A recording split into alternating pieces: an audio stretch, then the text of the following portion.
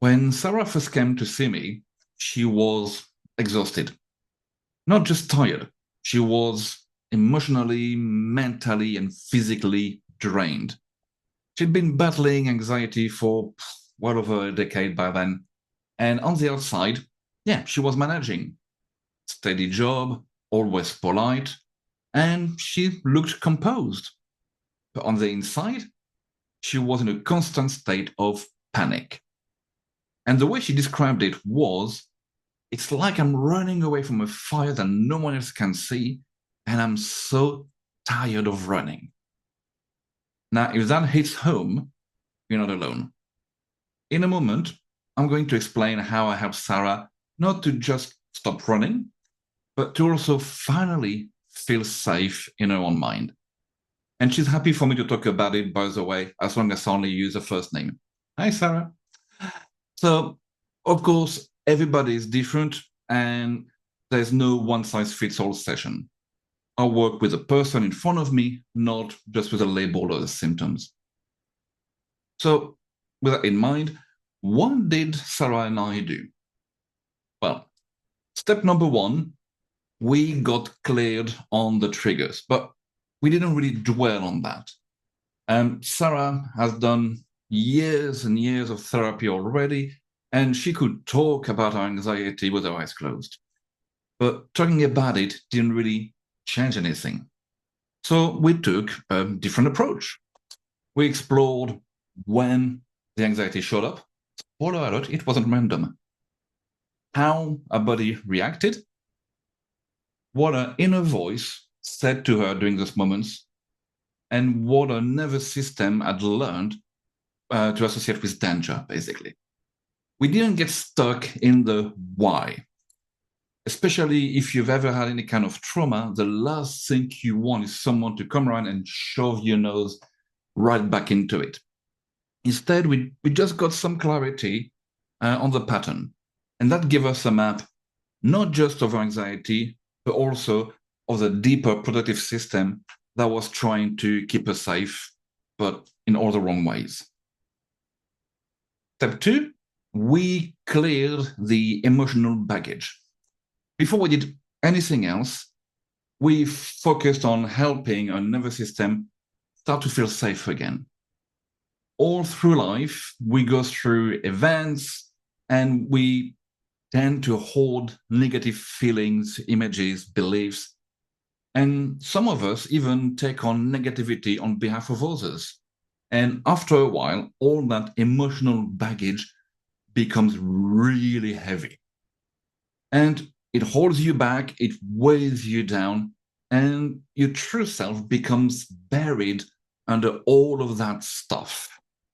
So with hypnotherapy, we bypassed the overthinking brain and we spoke directly to the part of her mind that was holding on to all that negative emotional rubbish. As she started to let go of all of that, things shifted actually quite fast. Her heart stopped racing at the mention of some of the previous triggers. Her breathing slowed down naturally. She was no longer feeling that hurt that she'd been trying to hide for so long. And she felt freer and lighter. And also, she didn't try to relax anymore. Her body finally knew how, remembered how. And that's the difference. I didn't just talk her down. I just gave her the space and time she needed to declutter her own mind and let go of all that stuff. Step three, we rebuilt the internal dialogue. Now, anxiety had given Sarah an inner voice that was relentless. You're not doing enough. What is the matter at you? You're always falling behind. So we shifted that voice, not by forcing down affirmation or trying to drown it out, but by working with the part of the subconscious that created it in the first place. Now, it's my belief that even that part of her mind meant well. It was just using the wrong tool, the wrong response. And the result? well, that harsh inner critic got quieter. It was like a new voice emerged, kind of calm, grounded, and supportive. And she didn't need to think more positive. Her internal voice simply changed the tone and finding one that actually worked for her. From that, we went to step 4, which is we taught our brain a new way to respond to triggers. Now, the triggers didn't disappear, but Sarah's reaction to them changed.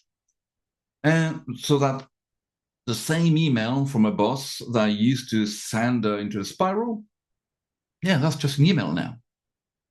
That friend that always taking hours to text back, well, no more panic, no more over-analysis, and no more fear of abandonment.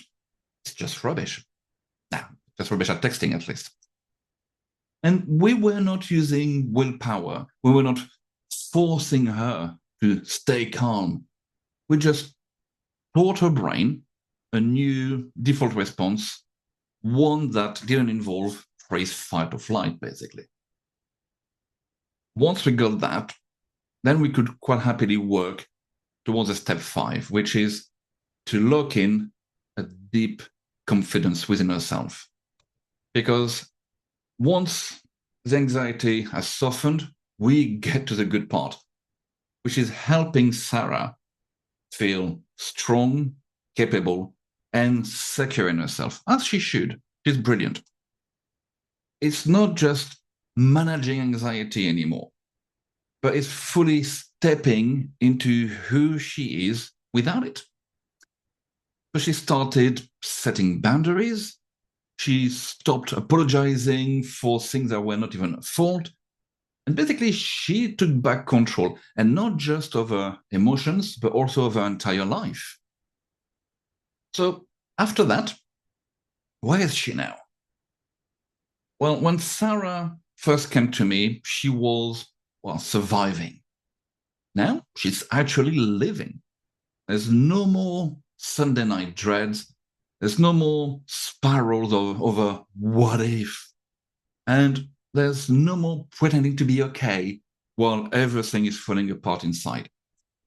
She feels calm without trying. She feels safe in her body. And she knows deep down that she is in control now. Now, just like everybody else, of course, she might feel anxious at times, and that's okay because anxiety itself is useful. It's an alarm system. But she's not stuck in it anymore. And it doesn't trigger randomly anymore. So this is what's possible. And it's closer and faster than you think. If you're reading this and you're thinking, that sounds a lot like me, but that's too good to be true. Well, I know what you mean, and I know how you feel because I've been there too. Okay, I've been on both sides of the therapy here. And yeah, you've tried the coping tools, you've tried being strong, you've tried to tell yourself to just breathe and let go. But here's the truth. Chronic anxiety doesn't go away just by trying harder. It goes away when you finally stop fighting yourself and you start working with your mind. And that's what I help you do. And that's where I can help you change everything. So if you're ready for your turn, let's talk. You don't have to stay stuck in that survival mode. You don't have to cope with anxiety forever. And you do not have to figure all of it on your own. So give me a shout so we can discuss how I can best help you. It's your turn to feel calm and for real this time. So give me a shout. Thank you for watching.